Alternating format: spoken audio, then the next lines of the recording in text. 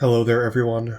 After a bit of a hiatus, I am back, and today I'm going to do something I meant to do a while ago, and that is a commentary on my race with the MMR Cup car on the Nurburgring versus some very, very fast, very decorated race cars.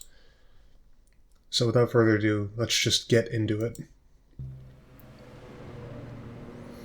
So here we are, rolling through the start-finish line. Now, before we get too deep in, I should just say, I know a few of the corners on the Nurburgring, but not all of them, so I do have a little guide to help me out here, with all the names in English, so sorry. I don't want to butcher any pronunciations, so I'm just gonna... Who cares? Anyway. Going down the hill, we've already gotten the GTR. And I'm gonna take this Audi here in a second. If I recall correctly, I think I just have the diff wide open on the MMR to try to get it to turn in a little bit more. It's actually a decent handling little car despite how top heavy it looks. It does get a little squirrely over the what do we call it? Jumps? Yeah, I'll just call those jumps. There are jumps in every car, but they're jumps in this. They get really squirrely here, coming over the top of the hill, taking the Audi. Going down the hill now. Actually, I think this is still up the hill, but the camera angle makes it a little difficult to tell. I'm going to come up into a section just before the Swedish cross. Oh no, we're already through the hairpin. God, that angle is terrible. And we're coming into the foxhole compression. Getting now on the M3.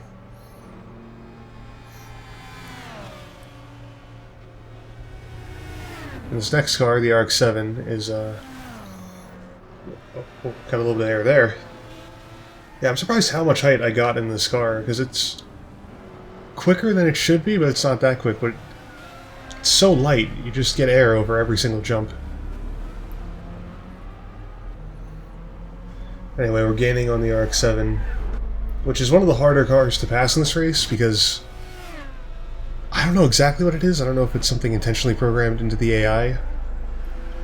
But it is very good at making itself very wide. It'll go back and forth and back and forth. I think what's happening is it's struggling for grip because the RX-7 is a bit of a squirrely car. It was actually my drift car of choice on this game for a number of years back when online was still a thing. Coming down the hill now, you can see it's just not really giving me an opening. Still looking, still trying to go through. I want it to be as clean as I could in this race.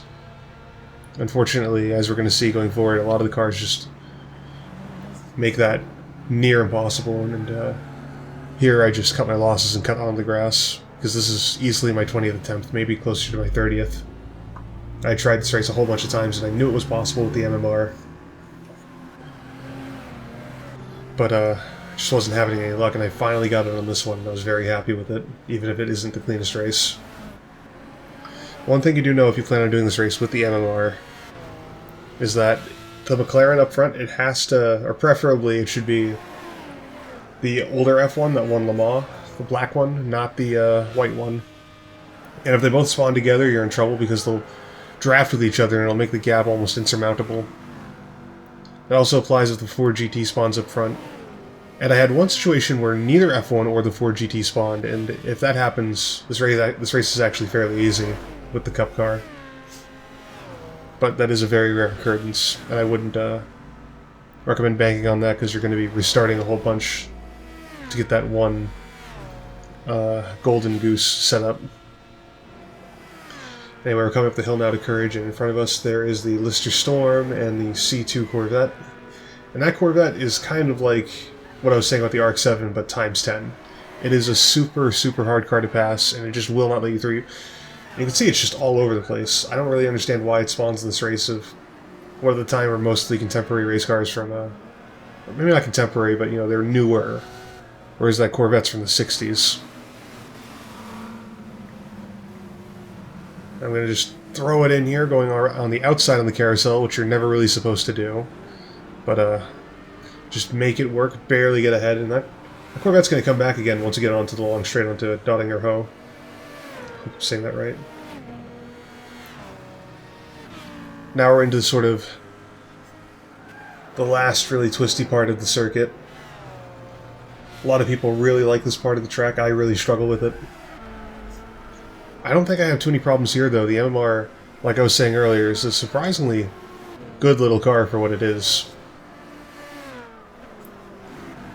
And it just really eats up these tight sections. Looking at it in this replay, I'm kind of surprised by how tall it is, because it's a short car in terms of the wheelbase, but its roofline is higher than a lot of these race cars. I think even this Falcon, when I go past it, it's a little taller. Or just as tall. Just can't make the move stick there.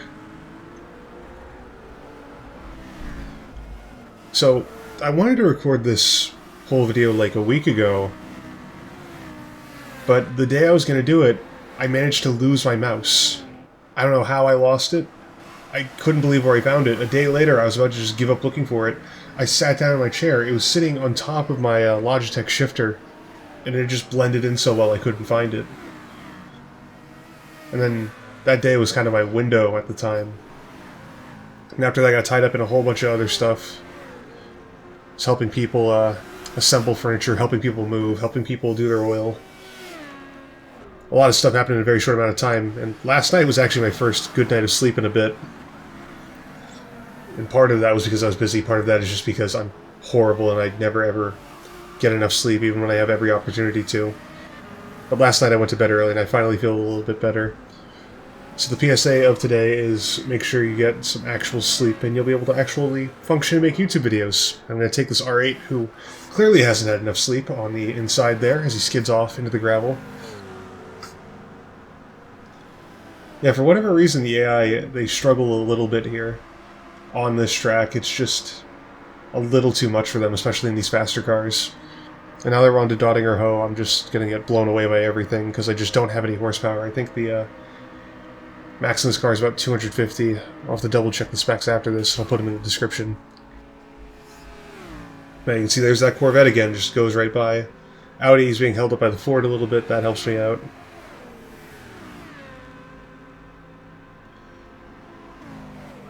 And I'm coming back up the hill now into the twisty stuff.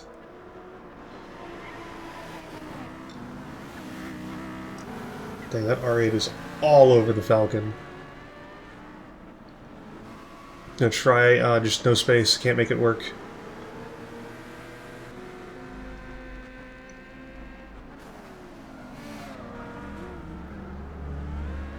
Finally getting around now. Now, I'm just so much lighter on these downhill winding parts, it seems like the AI just can't do anything. Once the AI is off its line, it really can't do a whole lot. You're going to see a couple of situations, in fact, I think we've already seen a couple of them, I just wasn't paying attention, where once they're off their line, they just kind of freeze, and they don't do anything until they can get back on their line. So if you want to be really dirty, you can just shove them out of the way, and they won't react at all. Again, I try my best to not do that here, but I think there are going to be a couple of moments later where I abuse that.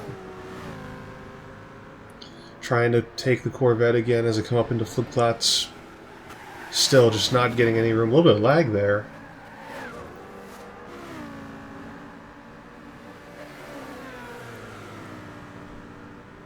Yeah, you can see this is where the Corvette really becomes a problem. He's just not going to let me through no matter what I do, and since we're coming up onto another long straight, I'm just going to have to deal with it. I don't have the power. Even in the slipstream, I just can't make it happen.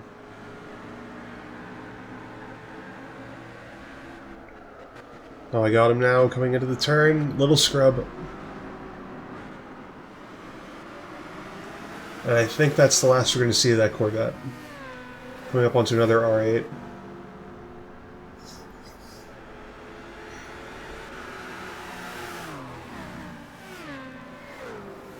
Couple R8s actually.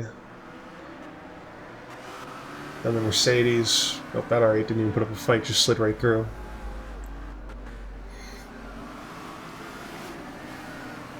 I don't know if anybody else feels this way, but there's something mesmerizing to me about these Gran Turismo replays where you just pick off one car after another after another. It's sort of hypnotic in a way. Like for some people, they really, really like those hydraulic press videos. I really like these. In some ways, I like it more than actually driving the race. It's not to say I won't do more races like this in the future. In fact, I have one planned. That isn't just one race. I'm going to do it for an entire game. But that's a little ways off. I've got to actually put that plan into motion first. So, Mercedes is going to be the last car before the McLaren. And you can even see here up on the map, the gap has just become insane. Though the road is still twisty, the McLaren's not able to use all its power. I am closing the gap as we speak.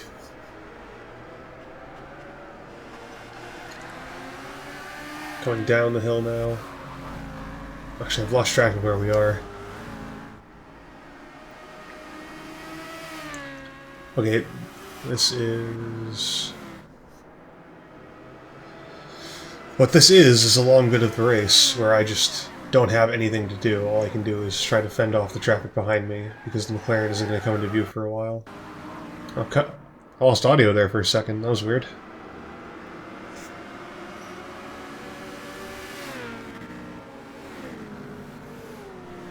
Perhaps a small issue with the recording.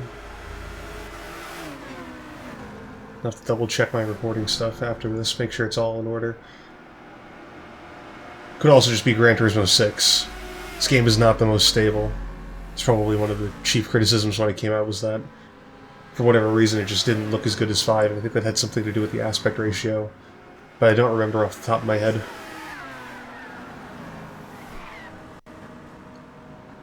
Another blip there. Well, everybody's going wide. I don't know what causes that. It's not like the AI don't have the line programmed into their brains. It just seems like they miss corners because they just do. It's sort of arbitrary. And I think I'm going to take the carousel correctly here. Yes, I am. Nothing to pass, so that is the faster line. Come out of it a little early, though. And I think you could just see the McLaren up there on the minimap for a moment. One tricky part about this race is that it is timed. And in order to reel in the McLaren, you have to make a third lap happen, which means you have to get back over the start-finish line before the timer runs out. And that wouldn't normally be an issue in a faster car, but again, it's a Nissan Micra. It's a tiny, tiny little thing. Really gotta push. Gotta make sure your setup's perfect. Gotta make sure your driving is maybe not perfect, but pretty good.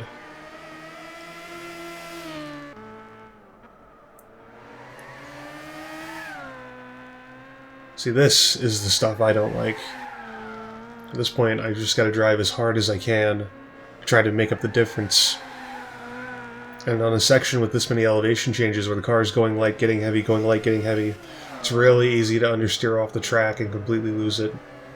And just completely blow the whole race. But you can hear the McLaren now, it's close.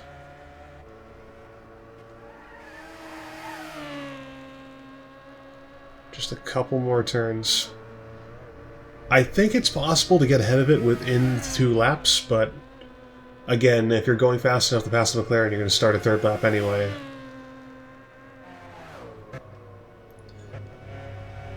Just absolutely screaming there with that glorious, totally accurate engine sound that GT6 is known for.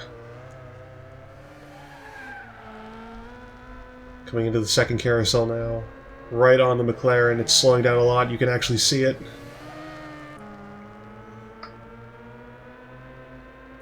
Coming into Dottinger-Ho, the back straight, is probably the most stressful part of the circuit because you've got those 2 little tiny corners right before it that are decently fast. They're more like mid-speed.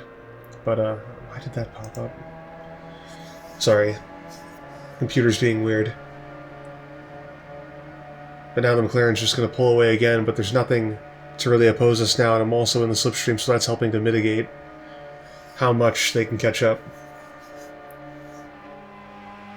You can see just how low that McLaren is. You look at the photos and the thing looks massive, but in reality it's a pretty small car.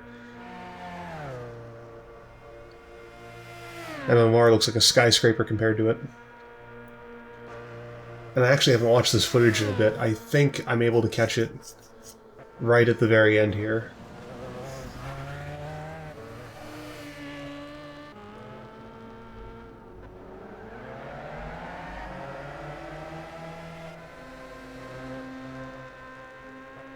No, I'm not. Gonna have to go around one more time. But now we're on the part of the track where I can really do some work again. And maybe, finally overtake this car. You can see the red text there under the timer saying that this is the final lap, officially. And looking at the way the McLaren's driving, this is the reason why I wonder if it's an AI thing, or if it's, I mean, it's obviously an AI thing no matter what, but the McLaren's line seems a lot better than the other cars in the race. You can hear me over-rev just a little bit there, really pushing, trying my best. I don't think there's anything I can do here as I come up into flip flats. I think the McLaren's just going to take me again. Side by side over the hill. Very close. Oh, no, I got it.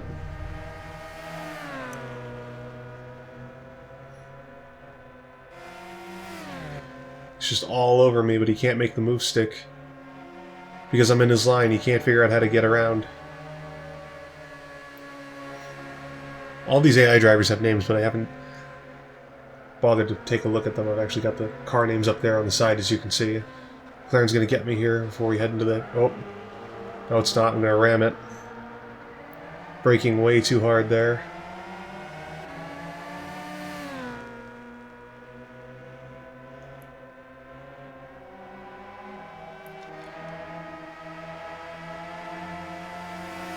Looks a lot more like a race at Monaco than the Nurburgring. The McLaren's all over the place looking for a gap. I get up on two wheels. We have the whole ring left to do, pretty much. You can see on every corner I'm pulling away. But the moment there's a straightaway, the gap starts to close. It's happening again here.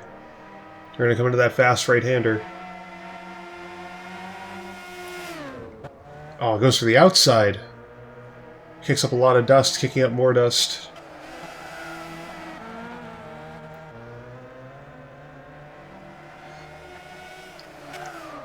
I'd honestly like to try this race with some of the other less powered race cars and touring cars. Like, I know there's the Honda Fit, the Spoon Honda Fit.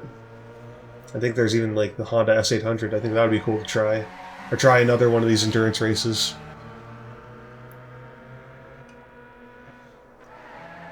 But of all those cars right now, as far as I'm aware, this is probably the biggest shock of them all. This is a genuinely good little car. It's got a huge amount of power. 250 is a lot for a car this size, this weight.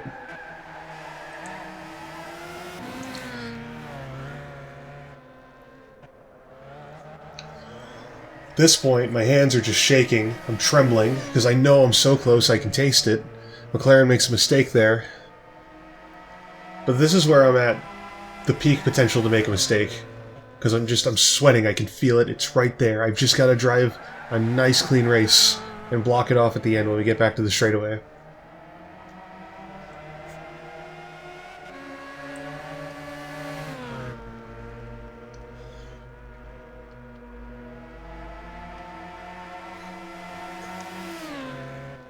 God, it's just all over me. Goes to the outside again and I just don't let it through.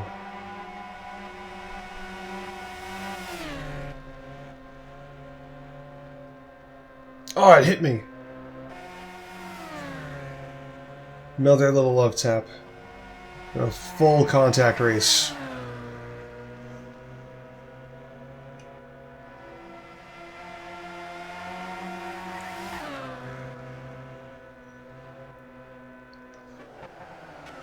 Coming down into this tricky third-gear corner. I put my list down, I'm sorry.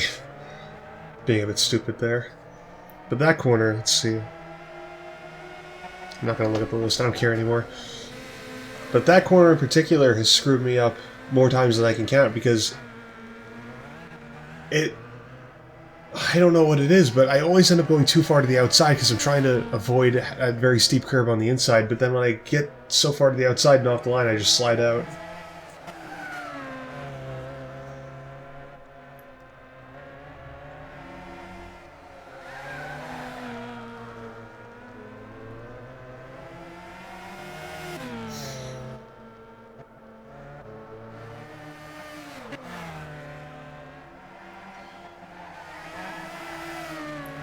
Just a hint of understeer there as we head through this last really fast winding section.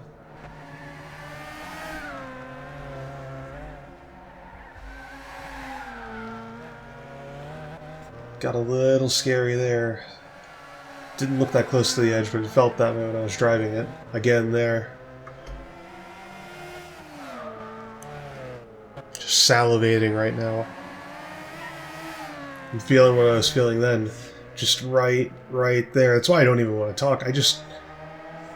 You get to that point where all you want to do is win it.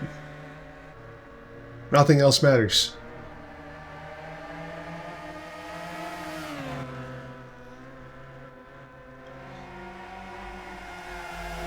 Oh my god, that McLaren is just so close. This isn't like the Vector race with the Honda Civic. This McLaren has been all over me all the time.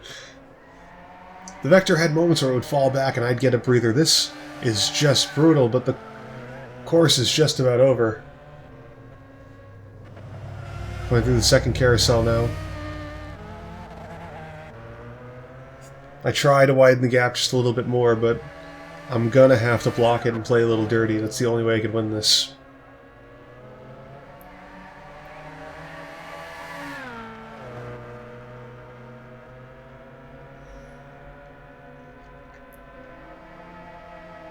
Side by side, I'm trying to push it onto the grass. I know it doesn't want to go, so that way I can hold it off. Side by side. And right here I get it into a nice lock where it's just barely on the grass and it doesn't want to go there, so it slows down, then it tries to catch back up and it slows down again. I just keep it over to that edge of the track. Comes back to the center a little bit here. There's not enough track left, it can't do anything. We're going to get back into the twisties and it's going to be over.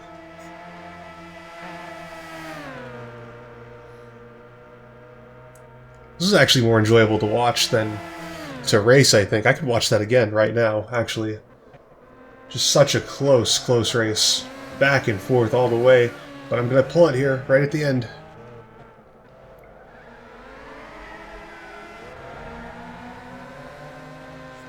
It was a titanic battle. But the MMR, the Nissan Micra, is going to pull it out just barely as we start to slow down here for a cooldown lap.